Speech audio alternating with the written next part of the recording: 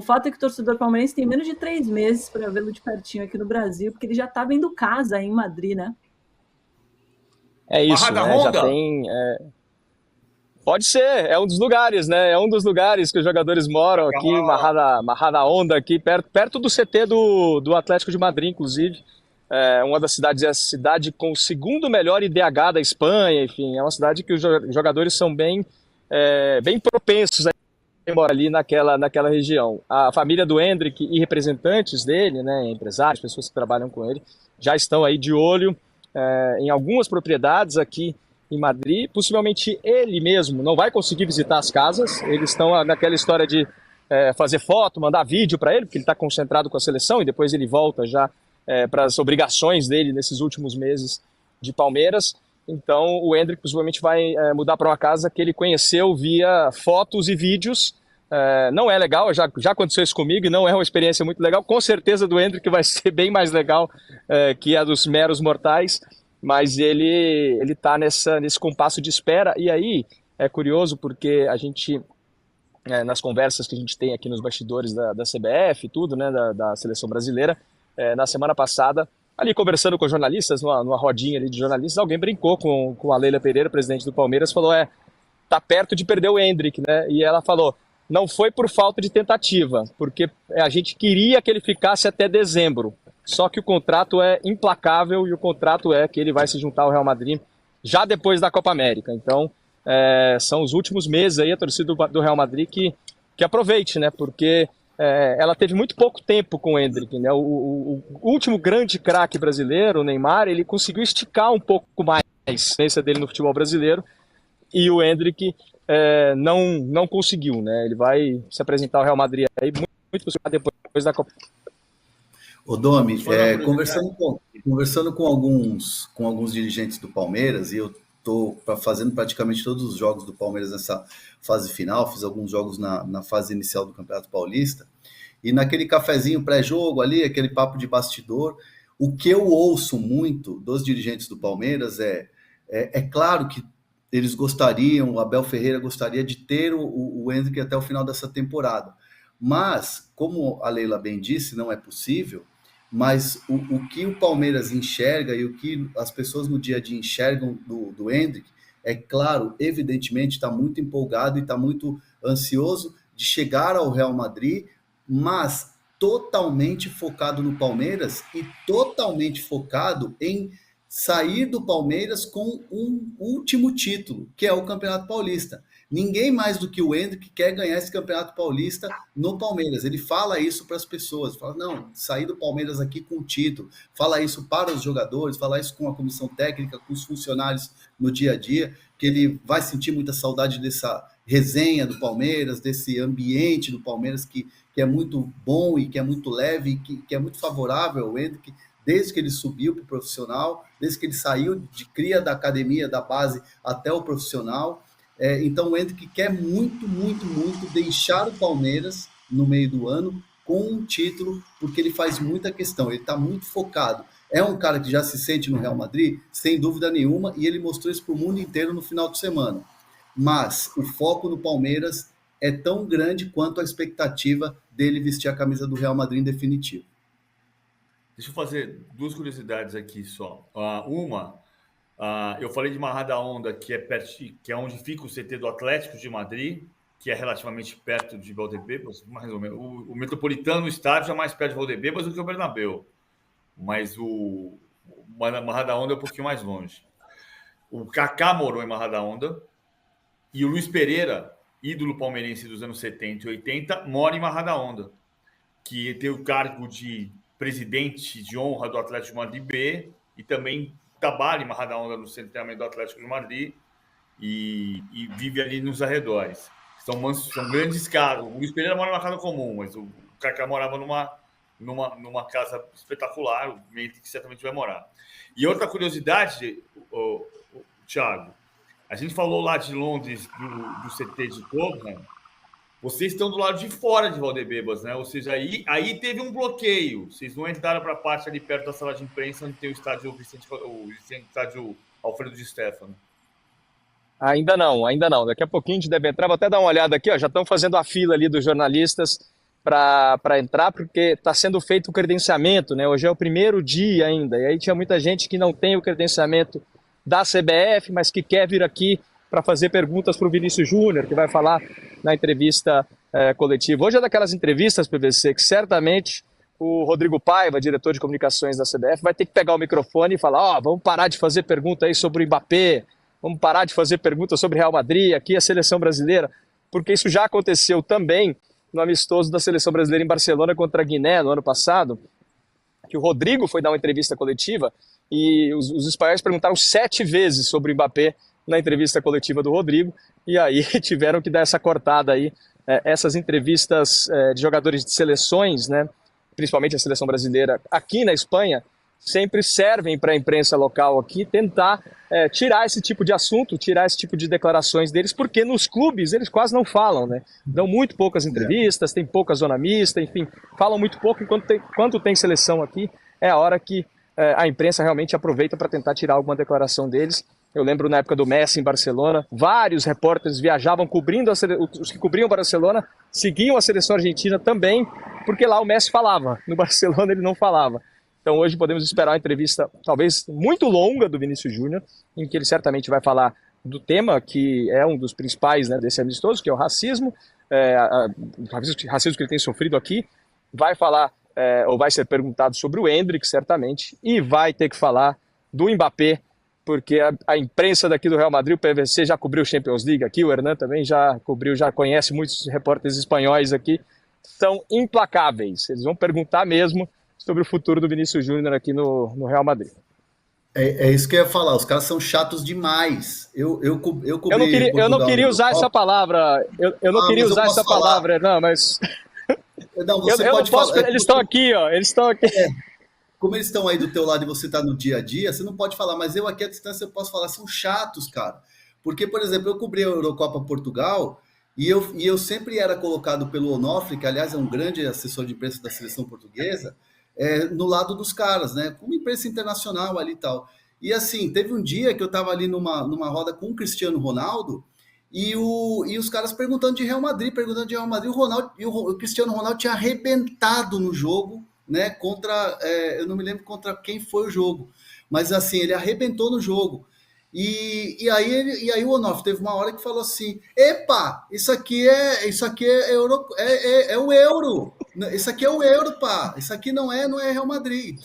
Dá uma bronca nos repórteres, para dar uma segurada, dá uma disfarçada aí, faz uma perguntinha outra lá, mas fala de Real Madrid, mas assim, 100% das perguntas sobre o Real Madrid, o dia a dia, o treino, o treinador e tal. Realmente, aquele dia eu percebi, os caras são carrapatos mesmo, são chatos. Eu tô aqui há 10 anos nessa, Hernan. 10 anos nessa vida, para você ter uma ideia. Tomara que não tenha te influenciado tanto, hein, Thiago? Cuidado hoje. Agora, você tocou num assunto interessante, né? Com certeza o Vinícius Júnior vai ser perguntado sobre o racismo, porque a gente tem acompanhado os casos recentes e absurdos desse crime contra ele em vários estádios, principalmente no do Valência, né, que baniu alguns torcedores identificados pelo crime, depois disse que o Vinícius era mentira, que a denúncia do Vinícius era mentirosa, mas agora inaugurou na sexta-feira um banner gigante no estádio com uma mensagem contra o racismo. Mas, além disso, o que está sendo preparado para esse jogo de amanhã, Thiago? E com a torcida a favor, né, muitos torcedores do Real Madrid, talvez a gente veja menos episódio, né? Mas já tem alguma coisa preparada em caso de algum episódio de racismo? Olha, Domitila, a gente já viu algum material de divulgação do jogo, né, faixas, enfim, cartazes do jogo, todos eles tratam essa partida como uma partida que tem realmente esse mote, né, esse intuito de conscientizar ou de dar visibilidade, né, para esse problema que é o racismo no futebol mundial, especificamente aqui na Espanha. É estrategicamente escolhido, né? O Santiago Bernabéu é um estádio onde é muito difícil a gente imaginar que o Vinícius vá sofrer algum tipo de ofensa racista, porque aqui existe uma coisa muito interessante também. O torcedor da seleção espanhola, que é torcedor do Atlético de Madrid, possivelmente ele não vai estar no estádio amanhã. O torcedor que vai estar amanhã no estádio é o torcedor do Real Madrid e da seleção, porque ele quer ir para o estádio dele, quer ver os jogadores da seleção brasileira que jogam no Real Madrid. Tem muita gente querendo ver o Endrick aqui também. E, claro, apoiar a seleção espanhola, né? Não vai ser eles vão votar a favor da seleção brasileira, mas não vai haver aquela animosidade que existe contra o Vinícius. É até uma das curiosidades que eu tenho aqui, ver o quanto o Vinícius vai ser, como é que vai ser esse termômetro de aplausos e de vaias para o Vinícius Júnior. Acho difícil que ele seja vaiado quando sai o nome dele na escalação aqui. Ele é um dos ídolos do Real Madrid já há algumas temporadas, né? Sobre prevenção de possíveis incidentes racistas, não foi dito nada para a gente da imprensa ainda. O que a gente pode intuir é que há uma preocupação muito grande que não aconteça nada, né? A gente lembra que ano passado a CBF fez um amistoso em que a seleção brasileira jogou de preto. O lema foi com racismo não tem jogo, no estádio do Espanhol, em Barcelona, e um amigo do Vinícius Júnior sofreu uma ofensa racista, né, entrando no estádio. Então, que isso é um intuito, é uma ação, né, e uma intenção muito grande aqui que não haja nenhum tipo de ocorrência, porque é justamente o amistoso que é para se dar uma visibilidade ao combate ao racismo, que traz a seleção brasileira para jogar aqui. Se acontecer qualquer incidente, vai ser uma grande mancha, né, nesse amistoso, que é uma tentativa da CBF também de se posicionar a respeito do caso. Boa, Thiago, a gente vai ter que te liberar para daqui a pouco ele... Diga lá, PVC. Não, eu ia falar só que a seleção poderia entrar amanhã de camisa preta. Amanhã é dia de estrear a camisa amarela, né? Então amanhã o Brasil vai jogar de camisa amarela. Não tenho certeza se o calção vai ser azul ou vai ser branco, porque normalmente contra a Espanha o Brasil joga de branco, porque o calção da Espanha é azul. Mas camisa amarela estreia amanhã. Acho perfeito jogar de amarelo. Mas podia entrar no campo com a camisa preta, com a manifestação contra o racismo, tirar a camisa preta e jogar de amarelo. Isso não tem nenhuma notícia de que vá acontecer. Curioso, é a primeira vez na história que Brasil e Espanha vão jogar no Bernabéu. O Brasil jogou no Bernabéu uma única vez, um amistoso contra o Atlético de Madrid, preparatório para a Copa do Mundo da Inglaterra, em 66. Ganhou do Atlético de Madrid por 5-3, 3 gols de Pelé. Mas Brasil e Espanha nunca jogaram no Bernabéu. A última vez que Brasil e Espanha se enfrentaram... Estava comigo, não estava, Thiago? Maracanã 3-0? Copa das Confederações. Copa das Confederações. Não, eu fiz a semifinal, a final não fiz. Essa aí eu não estava, não. Só uma coisa, PVC, que aqui a Espanha, justamente o Bernabéu, né, é o estádio que uma geração inteira, e não é a minha geração, é a geração do PVC, ela queria ter visto o Brasil jogar no Bernabéu, né? Era o palco da final da Copa de 1982, era o estádio, é o estádio que há tanto tempo esperava a seleção brasileira, e agora a seleção jogando no Bernabéu. Inclusive, a gente vai dar uma passadinha depois lá, que eu preciso ver, porque ao lado do Bernabéu tem uma praça que chama Praça João Miró, que tem homenagens às seleções da Copa de 82. Faz tempo que eu não venho no Bernabéu, quero ver se o novo Bernabéu manteve essa praça para a gente fazer essa conexão aí. É atrás do Bernabéu, mas como teve uma obra ali, né? É atrás, isso. Exatamente. E vamos ver se continua por lá, porque é uma conexão entre aquela seleção brasileira que poderia ter jogado no Bernabéu e essa que finalmente vai jogar no estádio 42 anos depois, nesse amistoso que a gente vai trazendo todas as informações aqui no All Sport. Thiago, para a gente encerrar, que o pessoal está entrando, senão você vai perder esse lugar na fila. Você acha que o Endrick tem alguma chance de entrar como titular amanhã contra a Espanha? Olha, eu tendo a pensar que o Dorival não vai querer mexer muito no time, mas não é informação, é uma tendência, que é uma opinião, conversando com pessoas próximas ao círculo da seleção brasileira ali, porque tem pouco tempo, né? São poucos amistosos, são poucos treinos, ele quer começar a tentar ter um time um pouco mais fixo. O Endrick certamente vai jogar minutos no jogo, né? Sejam aí 45, 30, 25, como outro dia, mas para encaixar o Endrick nesse time não é fácil, né? Porque ele teria que, ou ele tira o Rodrigo e coloca o Endrick, mas não é o mesmo tipo de jogador, a mesma função, ou ele teria que tirar o Rafinha, colocar o Rodrigo pela direita e o Endrick no meio, mas aí ele perde a parte defensiva do Rafinha Isso é o que a gente ouve da comissão técnica da seleção brasileira. O Rafinha, ele não é um jogador que agrade muita gente, ele é criticado várias vezes, mas ele faz essa função de voltar muito para marcar, ele fecha o meio-campo, enfim, taticamente ele é importante. Vamos ver se o Dorival vai prescindir aí do Rafinha para fazer esse ajuste tático. De qualquer forma, a gente vê um Dorival que, palavras dele isso, tá? Falando aí com alguns jornalistas em rodinhas ali depois do treino, ele falava: eu não quero inventar, eu vou fazer o simples. E se o simples deu certo contra a Inglaterra, talvez ele comece pelo simples nesse jogo contra a Espanha. Valeu, Thiago. Obrigado pelas informações. Bom trabalho por aí. Valeu, até mais. PVC, vamos falar sobre isso? Você acha que o Endrick deveria começar como titular? E quem seria a melhor opção no caso dele entrar como titular? Eu tiraria o Rafinha e colocaria o Endrick, puxaria o Rodrigo para a direita. Manteria esse 4-3-3, embora tenha variações táticas, a gente mostra daqui a pouco, mas eu colocaria o Rodrigo na direita e o Endrick de centroavante, começaria com o Endrick. Eu acho que o jogo de sábado foi o jogo da autoestima. Não é o jogo de exaltar, não se trata disso. Não se trata disso. É um jogo que demonstra que o Brasil tem jogadores. Hoje o Brasil não tem time. E mesmo sem ter um time, conseguiu ganhar na Inglaterra, desfalcada, em Wembley. Então, foi só a terceira vez de 13 partidas em Wembley. Então, é importante. Mas é a partida da autoestima. De estufar o peito e dizer: puxa, tem futebol no Brasil ainda, o Brasil está vivo. Agora, começar o trabalho, né? Tem muito trabalho pela frente. Resta saber como está vivo, né, André? Acho que o jogo de amanhã vai falar muito sobre isso. Estamos vivos, mas respirando por aparelhos ou estamos vivos e voando? Não, é uma retomada, né? E o Dorival Júnior, ele, como o Thiago falou, fazer o simples ou fazer ali, mexer o mínimo, os trabalhos do Dorival nos clubes e as grandes conquistas que o Dorival teve, principalmente as recentes, foram assim.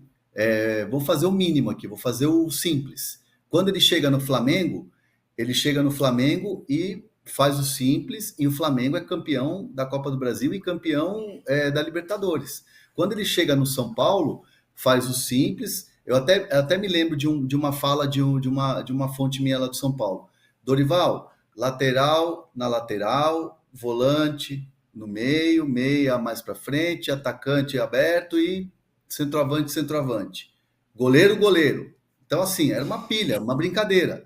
Mas é exatamente o que o Dorival fez, e logo no primeiro jogo, contra o América Mineiro, na estreia, era um São Paulo diferente, era um São Paulo que começou a jogar de maneira simples, mas eficiente, e se tornou grande campeão da Copa do Brasil. Então, assim, na seleção brasileira, ele não vai fazer grandes mudanças, não vai fazer grandes mexidas, grandes invenções. É a maneira Dorival Júnior de se trabalhar. E nisso ele vai ganhando a confiança dos jogadores. A fala do Danilo foi uma fala muito assim de... Eu não entendi, assim, eu estou fazendo a minha análise. Eu não entendi aquilo como uma alfinetada ao Diniz, mas sim uma passagem de confiança do Dorival Júnior aos jogadores. E é muito a marca dele. Então eu acredito que o Endrick vai começar no banco de reservas, vai ter minutos, obviamente vai entrar, como fez o gol, tem todo o mérito de ir buscando seu lugar na seleção brasileira, mas conhecendo o Dorival Júnior, vai começar com aquele time base, vai fazer as mudanças que foram planejadas e treinadas com a comissão técnica, nesse curto espaço de tempo, mas ele vai fazer esse trabalho. E se ele tiver sucesso nesse trabalho, chega muito forte na Copa do Mundo. Eu entendi como não uma alfinetada, mas eu entendi como um gosto de fazer o simples. Quando ele diz, às vezes o melhor caminho é fazer o que já está inventado. Ele não disse que o Diniz inventou, mas que o melhor caminho na seleção é fazer o que já está inventado. Sim. Ou seja, vamos na paz, assim, porque é difícil trabalhar na seleção. Você se encontra em seleção uma vez por mês. Mas PVC também acha que o Diniz não inventou, né? O Diniz é aquele jeito. Quem inventou foi de colocar o Diniz na seleção, sabendo que não ia ter tempo para trabalhar como ele gosta de trabalhar. Mas o problema é que você na seleção, o trabalho de seleção é diferente do trabalho de clube. O trabalho do Diniz é muito bom, mas na seleção você só se encontra com jogadores que trabalharam o mês inteiro em outros sistemas. Então, quando você vem para em um mês, em uma semana, trabalhar num sistema que nenhum deles trabalha, você está criando uma dificuldade. Você tem uma dificuldade. Você não está criando uma dificuldade, mas você tem uma dificuldade a mais. E acho que foi isso que o Danilo quis dizer. Quando você junta um grupo tão heterogêneo, com gente que joga em lugares diferentes, de maneiras diferentes, por exemplo, o Danilo joga na Juventus como zagueiro pela esquerda. Ele vem para ser lateral direito. Você já tem uma dificuldade. Se você criar mais uma, você amplia o leque de problemas. Acho que foi isso que o Danilo quis dizer. Nesse cenário, é melhor fazer o que já foi inventado. Concordo com você, PVC. O W. Rocha manda aqui, ó, no final o Ancelotti vai treinar de graça em o ataque do Brasil, com Vini Júnior, Hendrick e Rodrigo, olha lá. Na nossa enquete, se o Hendrick deve ser titular, 76% acham que sim, 24% só acham que não. Será que... Eu posso trabalhar de graça pelo salário do Ancelotti? PVC é o quê? 10% mais que o seu só? Também tá ali, né? Não, claro que não. Óbvio que não. Vamos rodar nossa vinheta para entender melhor como é que o Brasil conseguiu vencer a Inglaterra em Wembley? JP, por favor, roda aí.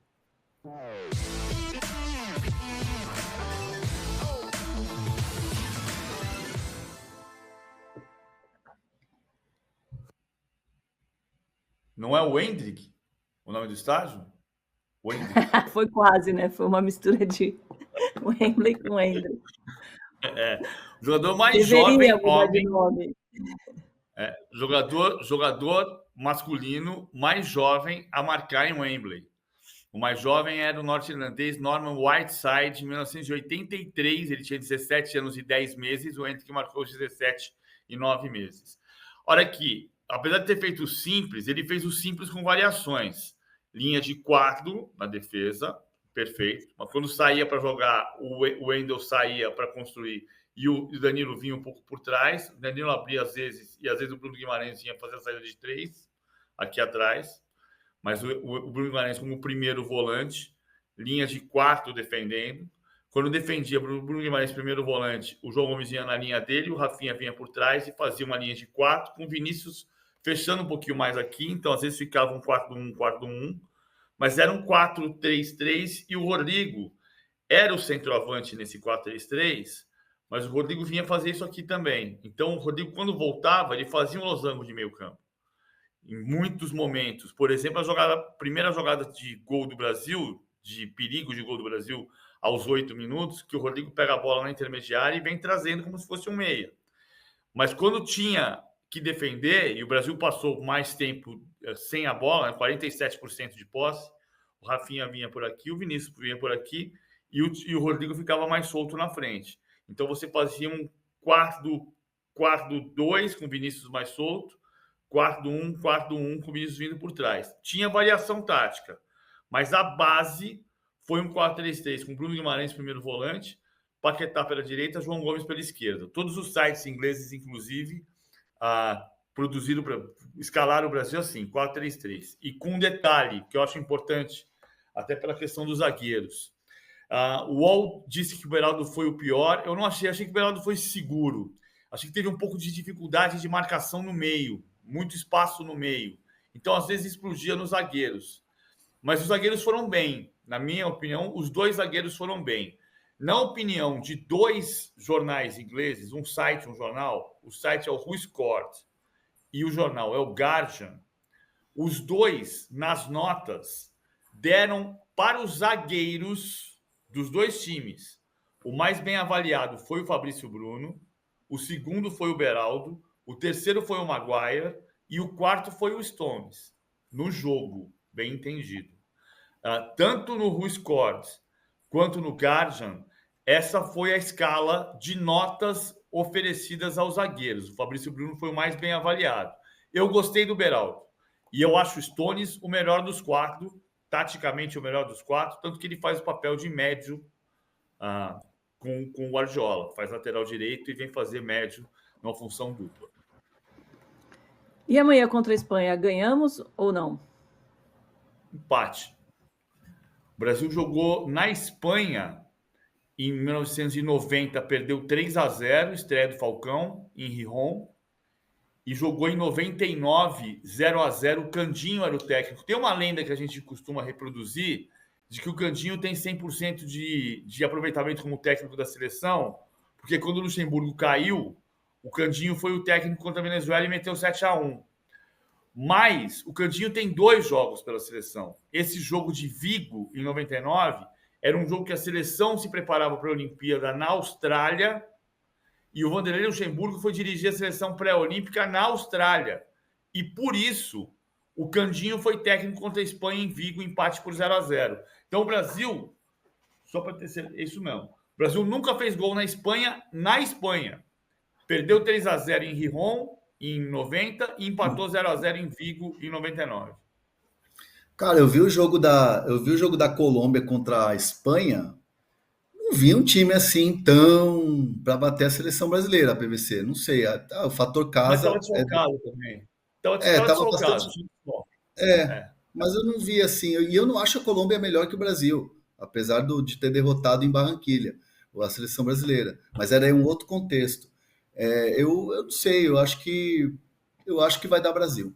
Eu tô confiante que vai dar Brasil.